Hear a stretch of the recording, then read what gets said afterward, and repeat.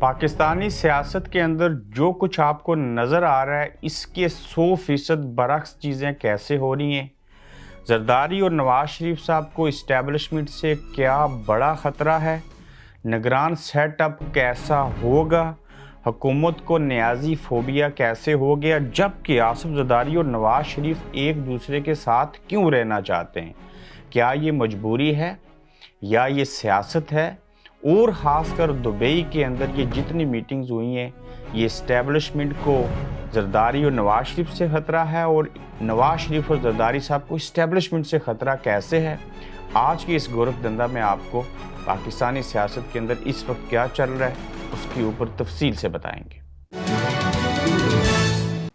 अस्सलाम वालेकुम, आप देख रहे हैं गोरखधंधा अबरार कुरैशी। आपसे महातुब दुबई के अंदर आसिफ अली जरदारी मुस्लिम लीग नून की क़यादत और बेशतर रहनुमा जो हैं वो मौजूद हैं और वहाँ पे उन दोनों के दरमियान जितना भी शराकत इक़्तिदार की बातें हो रही हैं, वो दोनों एक दूसरे के साथ रहना चाहते हैं। क्या ये सियासत है या मजबूरी है।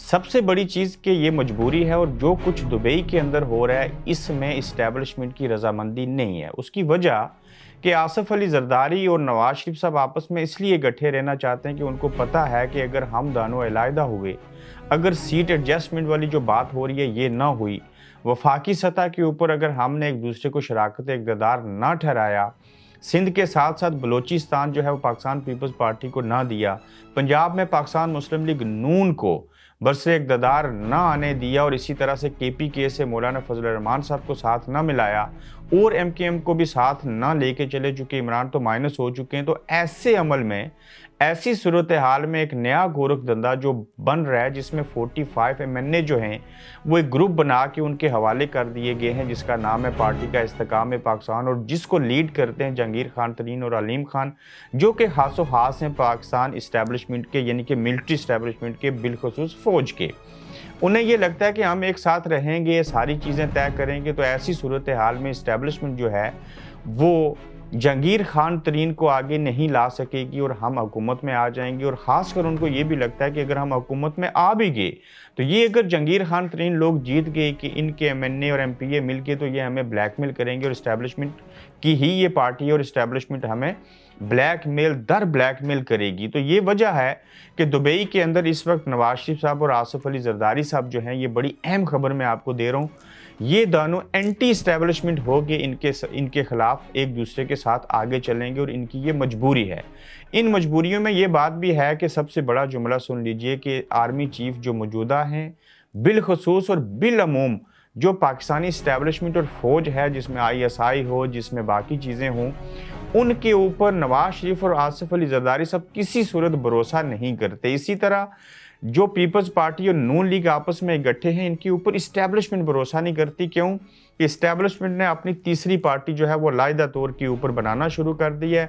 मज़ीद छोटी छोटी पार्टियां बनाएंगे, तहरीक इंसाफ को तोड़ के। यही वजह है कि ये लोग पीपल्स पार्टी और नून लीग में नहीं गए, इनको तहरीक इंसाफ की तरफ लाया गया, चाहे वो को मौलवी महमूद हूँ, उसमें बेशक फ़याज़ुल हसन चौहान हूँ, फवाद चौधरी हूँ, ये जितने भी नाम हैं, ये सारे जो हैं इसलिए इस्तेकाम पाकिस्तान को दिए जा रहे हैं कि इस्टेब्लिशमेंट अपनी पार्टी को, अपनी जमात को मजबूत करना चाहती है। अब ये दोनों साथ इसलिए भी रह रहे हैं कि जैसे मैंने आपको पहले बयान किया था गुज़श्ता रोज़ और उससे पहले वाले एपिसोड में, कि दुबई के अंदर ही डिसाइड क्यों किया गया कि यहाँ पे हमने ये चीज़ें करनी और इन चीज़ों को इम्प्लीमेंट करना है, जिसमें नदीम अफजल चंद हैं, कमर जमान कायरा की सीट है, तकरीबन 1 दर्जन के करीब जो शराकत इक़्तिदार तो होगा, लेकिन इलेक्शन से पहले सीट एडजस्टमेंट होगी और पीपल्स पार्टी को कुछ लोग जो हैं वो हर सूरत में असम्बली के अंदर चाहिए। फिर जैसे सूबों की सतह के ऊपर इन्होंने तकसीम का अमल किया और आसिफ अली जरदारी और नवाज शरीफ साहब समझते हैं कि मैंने कहा था कि वोट को इज्जत दो। जरदारी साहब ने मौका दिखाया था और कहा था उनको कि आप आर्जी हैं और हम हमेशा के लिए रहने वाले हैं, तो वो दोनों इस्टेब्लिशमेंट के साथ टकरा चुके हैं और इस्टेब्लिशमेंट किसी की भी नहीं होती। उसकी सबसे वाज़ेह मिसाल ये है कि ये नवाज शरीफ साहब को ख़त्म करके इमरान खान साहब को लाए, इमरान खान साहब को ख़त्म किया, आप बाकियों को लेके आए। अब इनके मुकाबले में इस्तेकाम पाकिस्तान पार्टी लेके आगे हैं और ये सारे एक दूसरे के लिए धमकी हैं, थ्रेट हैं। और ख़ासकर आर्मी चीफ आसिम मुनीर के ऊपर आसिफ अली जरदारी और नवाज शरीफ किसी सूरत ट्रस्ट नहीं करते। उसकी और वजूहात भी देख लीजिए, अगर माजी में जाएं, जिसको नवाज शरीफ साहब ने अपने 3 अदवार हुकूमत में आर्मी चीफ बनाया, उन्होंने उनकी हुकूमत को ख़त्म किया। मिसाल के तौर के ऊपर जनरल मुशर्रफ साहब की मिसाल देख लीजिए, बाजवा साहब की मिसाल देख लीजिए। और आसिफ अली जरदारी साहब वाहिद दौर था जिसमें उन्होंने अशफाक परवेज़ कियानी साहब के साथ मिलकर अपना जो पहला जमहूरी दौर था, एक लंबे अरसे के बाद पहली मरतबा 5 साल पूरे किए गए। लेकिन उसके बावजूद आप देख लीजिए कि यूसुफ रज़ा गिलानी साहब ने बतौर वज़ीर-ए-आज़म 4 साल पूरे नहीं किए थे। तो लिहाजा आसिम मुनीर साहब के ऊपर नवाज शरीफ और जरदारी साहब दोनों ट्रस्ट नहीं करते। यही वजह है कि उनकी मजबूरी है कि वो एक दूसरे के साथ रहें, और ख़ासकर जो निगरान सेटअप होगा उसमें भी ये दोनों एक साथ रहेंगे, आपस में मशावरत से चीज़ करेंगे तो बात आगे बढ़ेगी। वरना अगर इस्टेब्लिशमेंट ने इस्तेकाम पाकिस्तान पार्टी का कोई बंदा निगरान वज़ीर-ए-आज़म लगा दिया, या कोई रिटायर्ड फौजी अफीसर या कोई भी उनका चाहने वाला, तो ये आसिफ अली जरदारी और नवाज शरीफ साहब को बाखूबी इल्म है कि फिर हमारे हाथ से चीज़ें जो हैं वो निकल जाएंगी। मिसाल के तौर के ऊपर जो पंजाब के अंदर निगरान सेटअप बना था तब तो इस्टेब्लिशमेंट के हालात और थे, तो जरदारी साहब ने अपना बंदा लगा दिया। KPK के अंदर भी ऐसे ही हुआ, और अब वफाकी सतह के ऊपर पीपल्स पार्टी और नून लीग मिल के एक ऐसा नाम सामने लेके आएंगे जिसके ऊपर दोनों को इत्तेफाक होगा। इस्टेब्लिशमेंट इत्तेफाक करे या ना करे, इस्टेब्लिशमेंट ना चाहते हुए भी उस फैसले को कबूल इसलिए करेगी कि इमरान खान के खिलाफ तो पहले से हैं, इनके भी खिलाफ हो जाएंगे। तो इस्तेकाम पाकिस्तान की तो अभी वो हैसियत नहीं है कि उसी के ऊपर सारा खेल खेलें। लेकिन 2001 में, 2007 के अंदर, 6 में आपने देखा जब इंतखाबात हुए तो ये पार्टियां इलेक्शन तो लड़ी। अलग बात है वो डिक्टेटरशिप मार्शल लॉ का दौर था, तो उसमें नई जमात काफ लीग जो थी उसको आगे ले आके MQM को साथ रख के तो उन्होंने निज़ाम हुकूमत और अपना दौर जो था वो पूरा किया। इसी तरह से निगरान सेटअप के अंदर एक ऐसा बंदा सामने लाया जाएगा जो पीपल्स पार्टी और नून लीग को इस्टेब्लिशमेंट से भी बचाए, और वो इस्टेब्लिशमेंट की बात ना सुने बल्कि आसिफ अली जरदारी और नवाज शरीफ साहब की बात सुने, तो फिर बात जो है वो आगे बढ़ेगी। चूँकि इस्तेकाम पाकिस्तान पार्टी जो है वो सख्त तरीन खतरा है, और इस्टेब्लिशमेंट और पीपल्स पार्टी और नून लीग एक दूसरे के ऊपर एतबार नहीं करते। ये ना हो कि फिर कल से फिर से कहना पड़ जाए, जैसे इमरान रियाज देखें जेल में हैं, इस तरह से कल और सहाफ़ियों के साथ भी ऐसे हो सकता है। भट्टो साहब को फांसी दे दी गई थी कत्ल के पुराने मुकदमे में, इसी तरह इमरान खान के साथ होने जा रहा है। अंदर से ये लोग भी चाहते हैं कि इमरान खान के साथ इस हद तक की चीज़ें ना हों कि कल वो एक जवाब बन जाए और हमारे साथ भी ऐसे किया जाए। इस्टेब्लिशमेंट एक हकीकत है, इस्टेब्लिशमेंट सियासत करती है, ये उससे बड़ी हकीकत है, और इस्टेब्लिशमेंट के ऊपर किसी को एतबार नहीं करना चाहिए। ये सियासतदानों को बात समझ आ गई और इमरान खान को भी बात सख्ती से समझ आ गई। फिर आप देखिए कि निगरान सेटअप बनने के बाद ये तय है कि इंतखाबात होने हैं।